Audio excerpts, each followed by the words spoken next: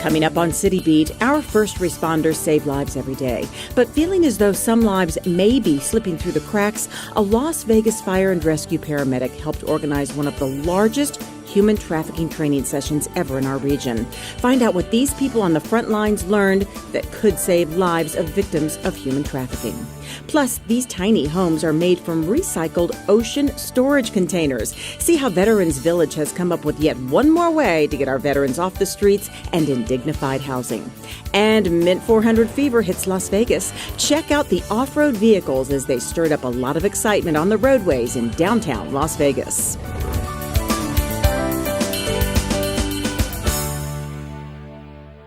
Hi, everybody, and welcome to City Beat. I'm your host, Nancy Byrne, and we are coming to you from Las Vegas Fire and Rescue Station 1, one of the busiest fire stations in the country.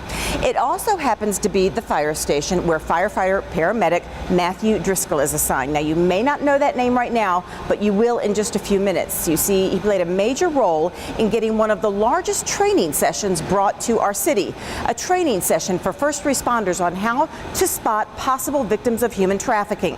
It took place at the World Market Center the week of March 5th. Our first responders save lives every day. They save people from fires, accidents, and illnesses. Recognizing that need. But recently here at the World Market Center, hundreds of first responders from fire departments to emergency room nurses were on hand to learn there's another life-saving skill they could sharpen: spotting a potential victim of sex trafficking and then knowing the best methods of intervening.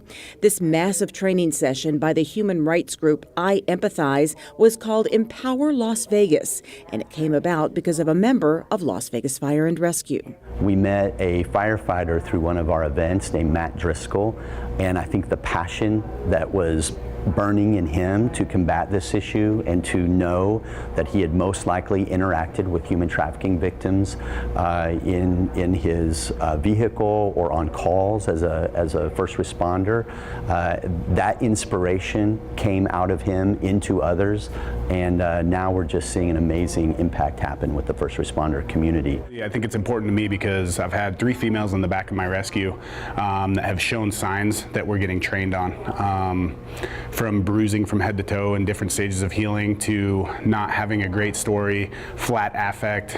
These are things that we're learning about here, and it's important to me because I'm not sure what happened to these females after I left them with the emergency room staff. Empower Las Vegas ran for 5 days so that training could reach as many people as possible. We've gone and personally invited all of the emergency rooms across the valley, nurses and physicians. All of the nonprofits have been showing up, students from UNLV, Chamberlain College. So we've had a great, in 2 days we've trained over 400 people. By week's end, it's estimated more than 1,000 would experience this training. It started with a tour of the Apathy Effect exhibit. It includes stories of human trafficking victims and arrests of their traffickers, as well as artifacts recovered from those arrests, like this little pair of shoes found in the entrance of a Thailand brothel that belonged to a 6-year-old girl being sold for sex.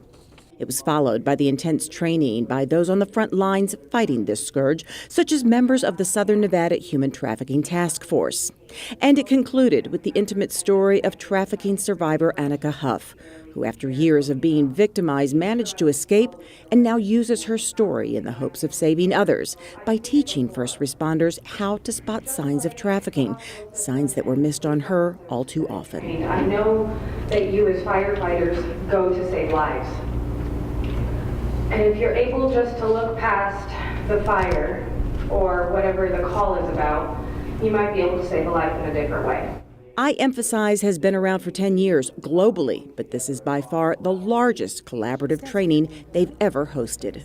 We've done a couple programs in Las Vegas, but we have never done anything like this before. We partnered with Annika Huff, who is a survivor leader who's actually helping us with training law enforcement and training first responders and frontline workers this week. From this training, work is now being done on bridging the gap between the time our paramedics see these victims to the time they spend in ER, with better communication between emergency workers in the field and hospital staff. because we have a moment in time with these patients. If we can do a better job of recognizing it quickly, then maybe we can actually try to build a rapport and give these patients the correct amount of empathy that they need and deserve. Not only that, when we get to the hospital, maybe we can, have a better communication with the nurse that's going to be taking over that patient care. And if we need to stay with that patient for a little bit longer because we have built rapport with them, then so be it. We'll do it.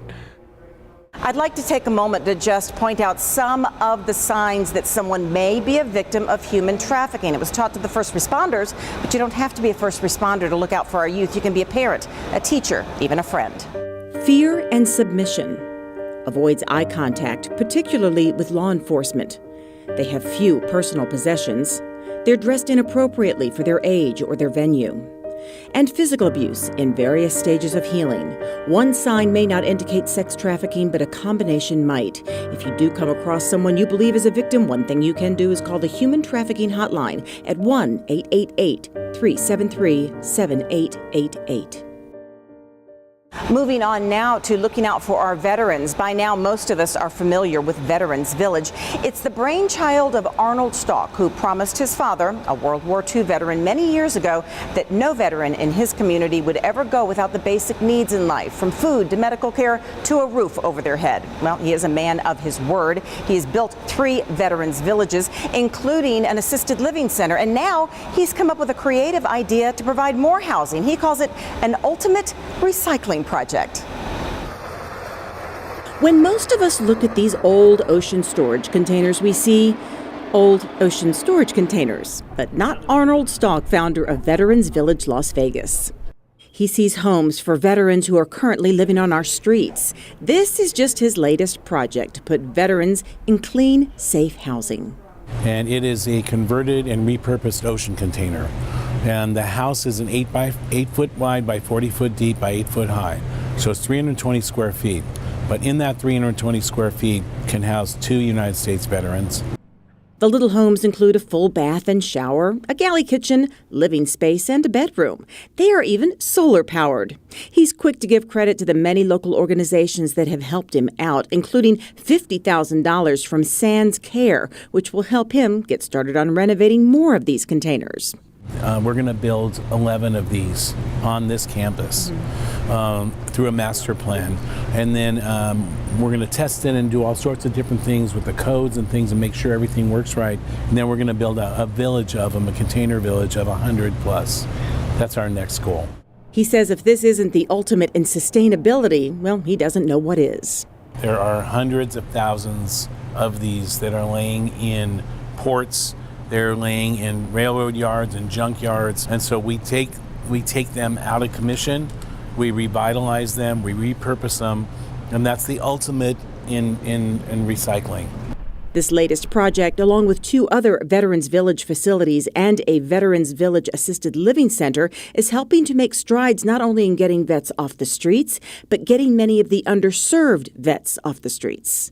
We take the vets that are the ones that are refused service almost everywhere because they don't fit that particular window, or they served in the National Guard, or they're a female veteran that didn't qualify themselves as a veteran because they didn't think they were up to veteran benefits, or a veteran spouse. Big, huge population of people that are left after their significant other or their husband or wife dies.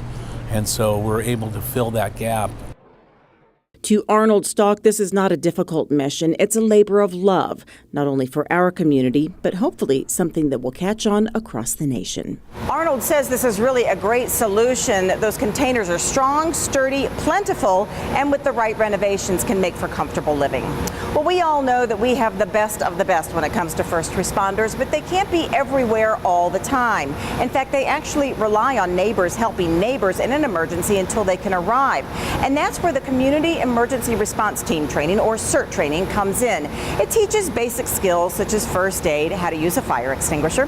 Well, recently a full-scale exercise was held at our fire training center, giving these volunteers valuable hands-on experience.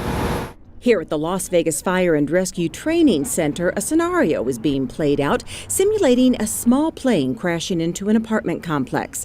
And until first responders could get to the scene, it was the Southern Nevada Community Emergency Response Team that stepped into action. This is the first time we are offering a Southern Nevada-wide CERT exercise. We're hoping to do this more often on preferably a yearly basis, but this is the first one that we're offering, and we're really excited about it.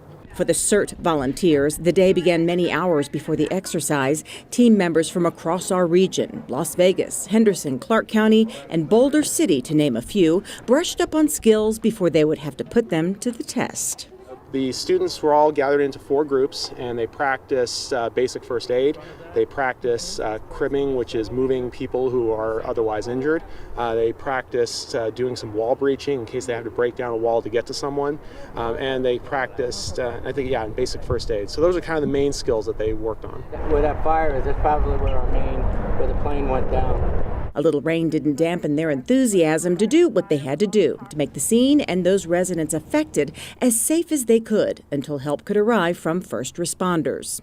Emergency managers here to facilitate the exercise say first responders have found in many incidents that neighbors don't hesitate to help neighbors. CERT training just enables them to have the proper skills to do so. This is a tremendous opportunity for us to help build community resilience, because this is one of those areas where we really want to provide that support for the communities. We have to rely on all of everybody in the community to come together and help your neighbor, help your friends, help your family, and be that first responder, because there's limited number of them out there and we have a lot of population in this area. Bruce Parshall has been with CERT for about 2 years. It's his way of giving back to his community. I was looking for a way to be more involved in the community and be able to put something back into the community. I've been here since '76, and it's a great town. It's a great place to live. It's where I've raised my family.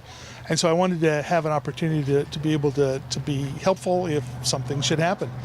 The skills he's acquired in this hands-on training and the training he's received in the last couple of years have given him the confidence to know he can rise to the occasion should anything happen in his home, neighborhood, or community. It helps me develop a little bit greater level of confidence to be able to know that I'm going to be able to help my family better should something happen. But also beyond that, I live in a community, and I'll be a better asset to the people that I live around and the people that I work with. And it's not just about me, it's what I can do to help. If you'd like more information or if you would like to sign up, go to nvcert.org. The classes are free and the training is invaluable. We're going to take a quick break, and when we come back, we're heading over to another fire station where they're whipping up a gourmet meal as we continue our series, Cooking with Fire.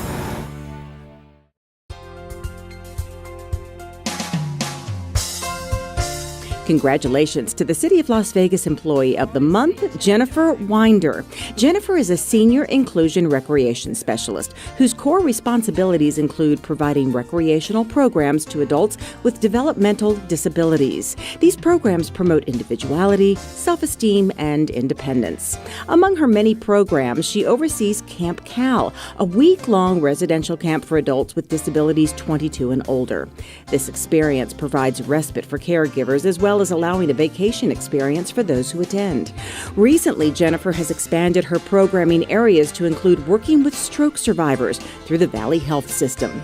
Jennifer is often directly named in emails and letters from residents praising her cheerful attitude and endless patience, assisting people who otherwise might be forgotten. For her tireless work to make everyone feel a part of this wonderful community, we congratulate Jennifer Winder, our City of Las Vegas Employee of the Month.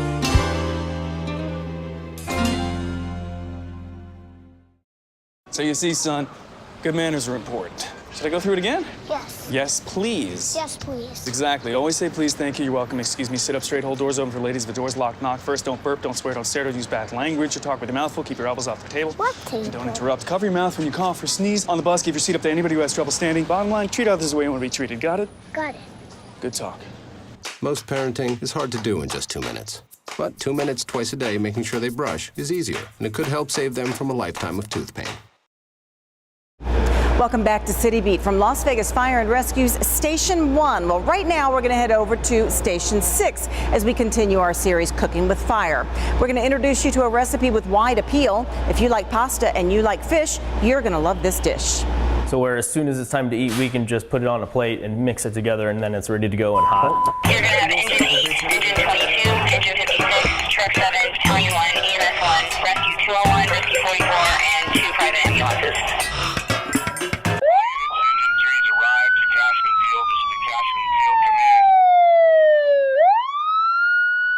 Tonight we're cooking tuna pasta. So it's an Italian dish that Italian families generally have on every night of the week kind of basis, one night of the week.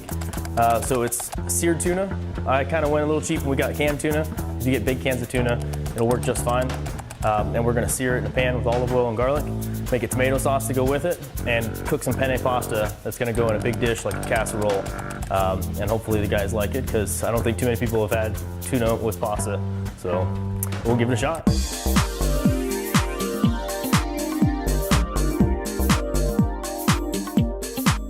So I'm gonna start with the tomato sauce because it's gonna take the longest. One of the easiest things to do is just a few simple ingredients makes the best tomato sauce: onions, tomatoes, garlic, high quality olive oil, and salt and pepper, and then of course just fresh basil. So beyond those couple ingredients, you add too much else and you're gonna complicate your sauce and it won't be quite as good as it could be. I'm going to dice these up just a little bit smaller so they fit in our blender. I'm just gonna fill this up with onions. They won't quite blend on their own without adding a little bit of liquid, so olive oil goes in. A lot of people would chop up onions, dice them up, put them in a pan, and saute them. This way, they kind of blend into the sauce a little bit better. You don't see onions in there. Where I kind of learned to cook, they taught me that most Italians will actually blend up their onions.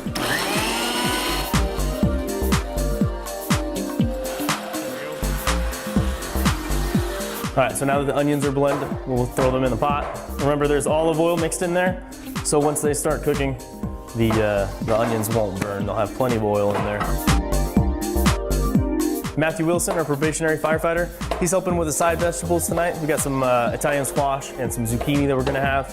We're gonna toss that up in olive oil, garlic, salt and pepper, and some dried thyme. Next thing to prepare would be the basil. So I'm going to pull off the leaves, starting with the largest ones. Oh. Rescue 6, unconsciousness or fainting, District 2418, Phantom 99.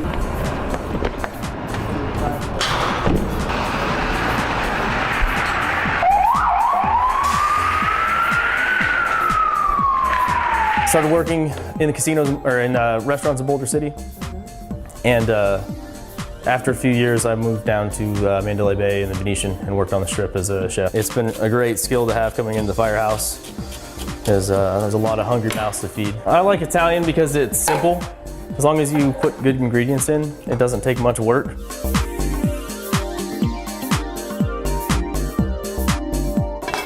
So, in goes the tuna. It's just the frozen tuna portions from Smith's. So the guys here, you've got a budget to work with. We all put it in the mornings of our first day, or each shift depends. And that's what we've got to work with for our several meals.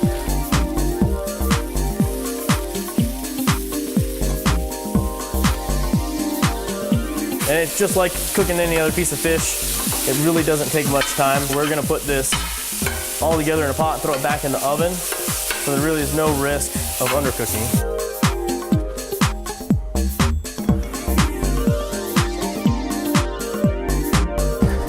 Working it with such a large amount like this, I think it's a little easier to layer it and put it in the pot. It's a lot easier to serve family style than it is to kind of make an individual plate.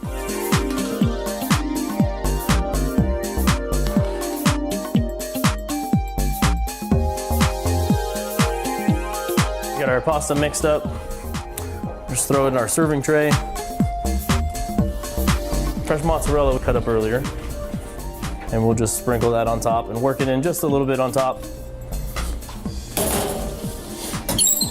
Let it finish warming up and keep it warm until everyone's ready to eat.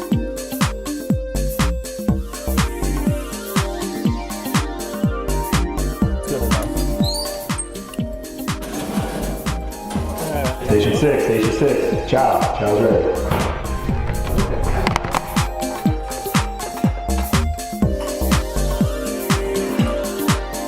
John, thank you for cooking, sir. You're welcome.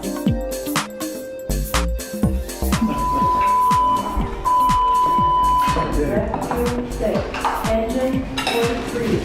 6 residents. Level 30. Responsible 3. District 2119. They got a call, so we're wrapping their plate with foil, keeping it warm best we can.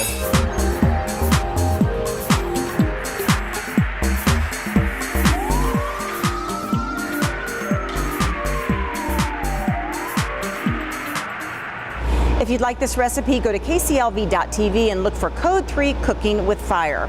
Right now, we want to take you to an event with a different type of vehicle, off-road vehicles. I'm sure you're familiar with it. It's the Mint 400. It recently rolled through Las Vegas, and Sue Levitt shows us how the race got started in a big way.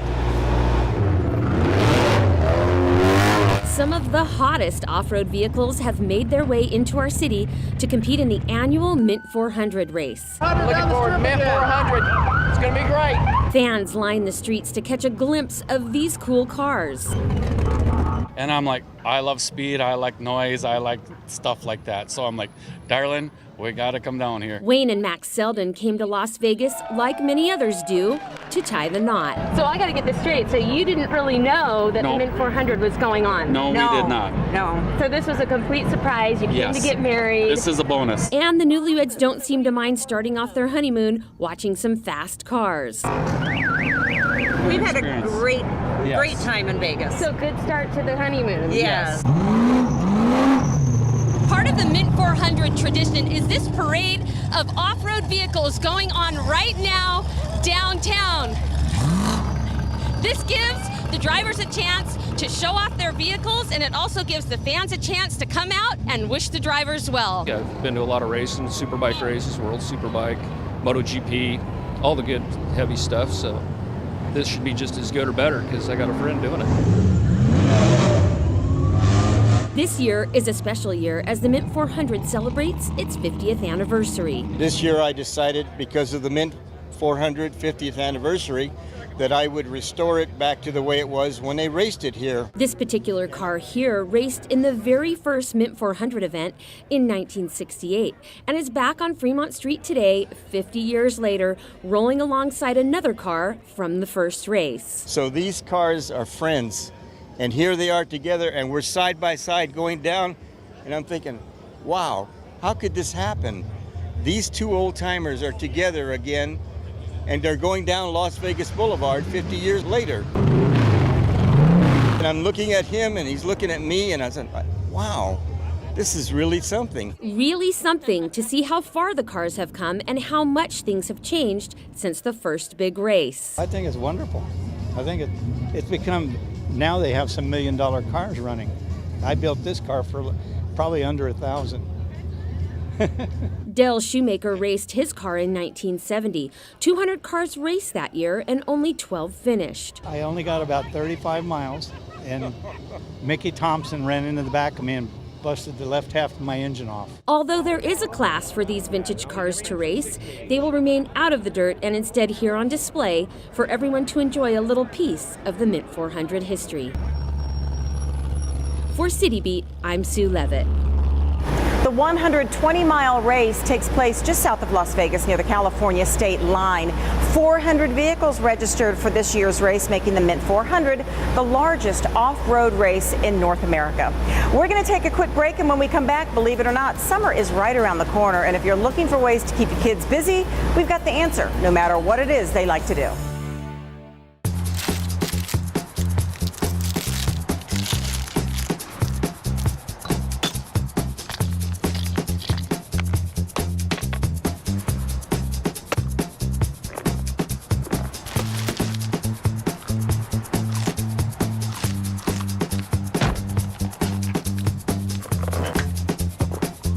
What we do to the planet, we do to ourselves. You can help keep America beautiful. Visit KAB.org. I rescued Toast from a shelter in 2011. I love Toast because she's a lazy diva. Toast makes me laugh. When I walked into the shelter, I knew she was special. Welcome back to City Beat from Las Vegas Fire and Rescue's Station 1. Well, believe it or not, summer is right around the corner. And if you have kids that you want to keep active and busy for those months away from school, look to the city of Las Vegas. At our community centers, our pools, our art centers, we've got programs for everyone. All you have to do is sign them up.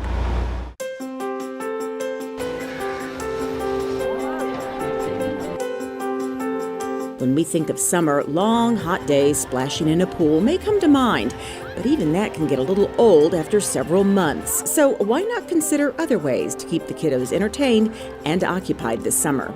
The city of Las Vegas has so many options when it comes to other summer fun, like water sports, lessons, and a huge variety of camps. So let's just start with the summer pool programs. We have 6 pools that are open that we'll have classes at throughout the summer. They start in May, and then they will go through the summertime for lessons and for programs. If swimming is not your child's idea of fun, there are plenty of summer camps to keep them active on dry land. We have 7 different camps this year. We have our regular kids camps, we have an adaptive camp, and we also have teen adventure camp, elite camps, which are more specified specialty type camps. So we have something for everybody. If you think your child is too young or too old, Erin says, think again. Well, we have programs for all ages. Our summer camps are ages 5 all the way up to 15. And we have a CIT program for 15-year-olds, for counselors in training that are looking to becoming counselors in the future. And then we also have a tot camp, and those are ages 4 and 5-year-olds.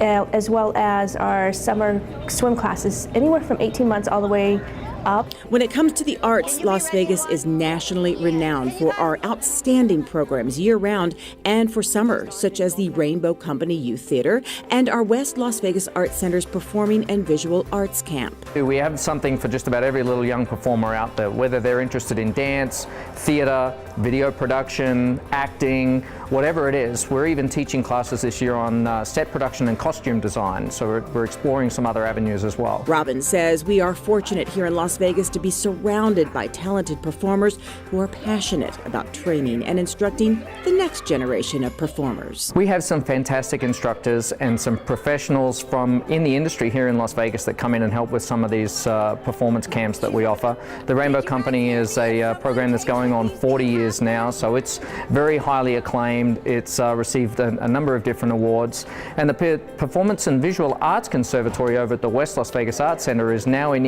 its 22nd year. So we've got a lot of history there too with a lot of the instruction that we're providing. So whether your kids love swimming or the stage, we live in a city where there is no reason to ever hear our kids say, "But Mom, there's nothing to do around here." Our classes and programs are really popular and tend to fill up quickly, so if you want to register your kids, keep in mind that registration begins April 3rd. If you're interested in the swimming or community center camps, go to LasVegasParksandRec.com. If you're interested in one of the cultural arts camps, go to artslasvegas.org. Thank you so much for joining us for the City Beat, and we will see you next time around.